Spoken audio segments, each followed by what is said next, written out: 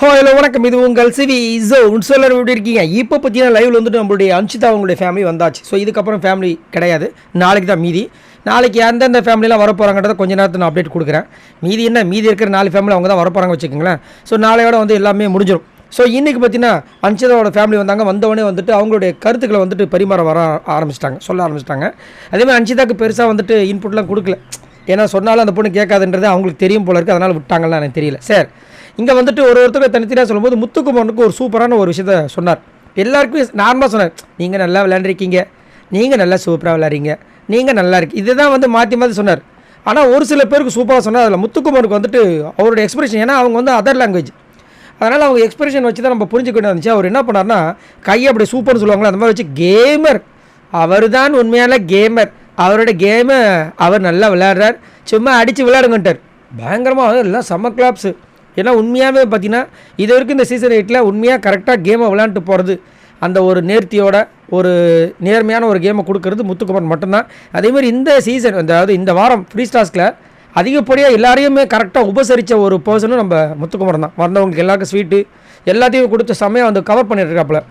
கொஞ்சம் லைட்டாக அது கொஞ்சம் ஓவராக இருக்க மாதிரி இருக்குது. பட் இருந்தாலும் அது வந்து வரவங்களுக்கு வந்துட்டு சூப்பராக இருக்கும். உள்ளே வந்தவொடனே புதுசாக இருக்கும். அதில் யாராவது இந்த மாதிரி உரிமை எடுத்து பேசும்போது ரொம்ப நல்லாயிருக்கும். அதை நல்லா பண்ணியிருக்காரு. அதேமாதிரி ஜாக்லினுக்கு சூப்பராக சொல்லியிருந்தார், நல்லா பண்ணிகிட்ருக்கம்மா, உன்னை எனக்கு பிடிச்சிருக்கா அப்படின்னாரு. உண்மையிலே நல்லா அழகாக செமையாக வந்து சொன்னது பார்த்திங்கன்னா அருண் கண்டிப்பாக சொல்லி ஆகணும். என்னென்னா ஃபஸ்ட்டு வந்து அம்பியமாக இருந்தார், ஆனால் வயல் கார்டு வந்துட்டு வந்ததுக்கப்புறமா அந்நியனாக மாறிட்டார். இப்போ திரும்ப பார்த்தீங்கன்னா அம்பியும் இல்லாமல் கடைசியில் இந்த பிதாமகனில் வர மாதிரி வந்துட்டு இவர் விக்ரமாக ஆகிட்டார்.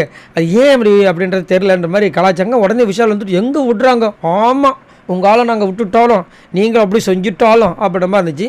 அதுக்கப்புறம் ராணா வந்து சூப்பராக ஒன்று சொல்லியிருந்தார், என்னென்னா ஹைட்ரஜன் பலூன் மாதிரி அவர் விட்டால் அந்த பலூன் எங்கே போனே தெரியாதான், வழி தெரியாமல் எங்கெங்கேயோ போயிட்டு கடைசியில் இங்கே வந்து நிற்கும் அப்படின்ற மாதிரி சொல்லியிருந்தாங்க. சௌந்தர்யாவுக்கு சூப்பராக ஒன்று சொல்லியிருந்தார், என்னென்னா அதை வந்துட்டு ராக்கெட் மாதிரி ஜொங்கின்னு போயிடும்,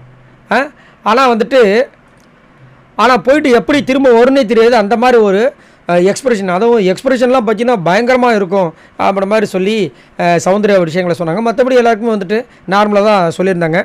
ஸோ இந்த மாதிரி தான் போயிட்டுருக்கு. ஸோ நல்லாயிருக்கு அந்த ஃபேமிலி. ஆனால் கொஞ்சம் அவங்களுக்கு தமிழ் ரொம்ப கஷ்டம் போல் இருக்குது, ரொம்ப தடுமாறுறாங்க, பாவமாக இருக்குது. சரி, நீங்கள் உங்களோட கருத்தை சொல்லுங்கள்.